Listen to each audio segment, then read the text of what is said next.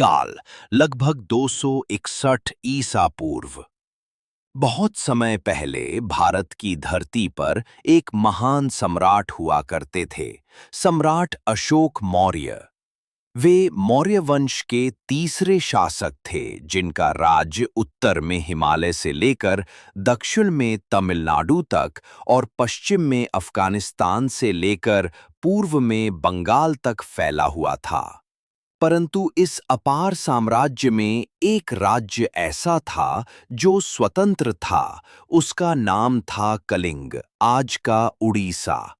कलिंग एक समृद्ध, सांस्कृतिक और स्वतंत्र प्रजा वाला राज्य था। वे युद्ध के बजाय शांति में विश्वास रखते थे, लेकिन अपने स्वाभिमान के लिए लड़ने को हमेशा तैयार रहते थे।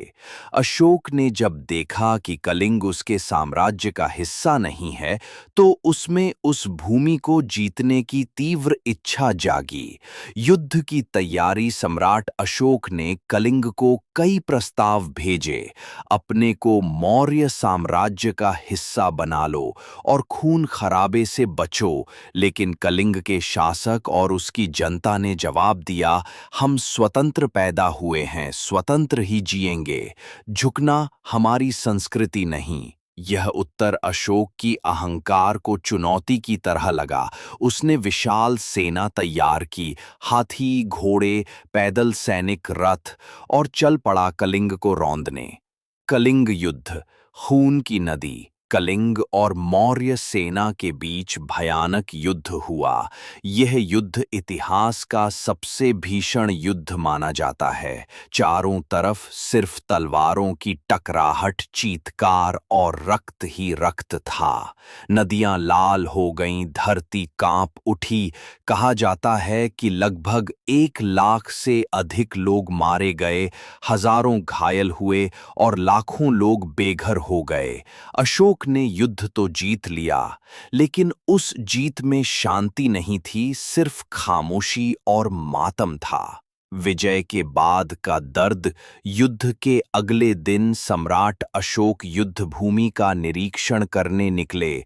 उन्होंने देखा घायल सैनिक कराह रहे थे, महिलाएं शवों से लिपटकर रो रही थीं, बच्चे अपने माता पिता की लाश के पास भूख से बिलख रहे थे। पक्षी भी उस मौन में डरे सहमे उड़ रहे थे। एक बूढ़ी स्त्री ने अशोक को देखा और कहा, क्या यही है तुम्हारी विजय? क्या इसी के लिए हमारे बेटों की जान ली गई? क्या तुम अब गर्व महसूस कर रहे हो सम्राट? अशोक स्तब्ध रह गया, उसकी तलवार जैसे हाथ से गिर पड़ी हो। अशोक का परिवर्तन उस दिन। सम्राट अशोक की आत्मा भीतर से टूट गई। वो अपने महल लौटे पर चैन नहीं आया। युद्ध की चीखें, लाशों का दृश्य, सब उसकी आंखों के सामने था। उन्होंने खुद से पूछा, क्या यही धर्म है?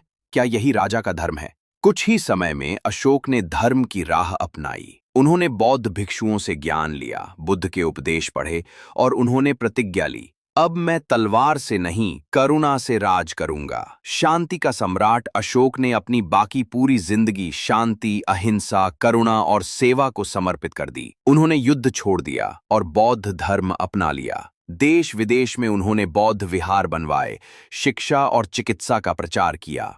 उनके द्वारा बनवाए गए शिलालेख और स्तंभ आज भी भारत और कई देशों में मौजूद हैं। उनका संदेश था, सच्ची विजय तलवार की नहीं, दिलों की होती है। संदेश और प्रेरणा। कलिंग युद्ध ने एक सम्राट को क्रूर विजेता से महान शांति दूत बना दिया। आज जब हम अशोक चक्र को भारत के झंडे में देखते हैं, तो वो केवल एक प्रतीक नहीं, बल्कि इस बदलाव की कहानी है। विनाश से निर्माण की, हिंसा से अहिंसा की और घृणा से करुणा की।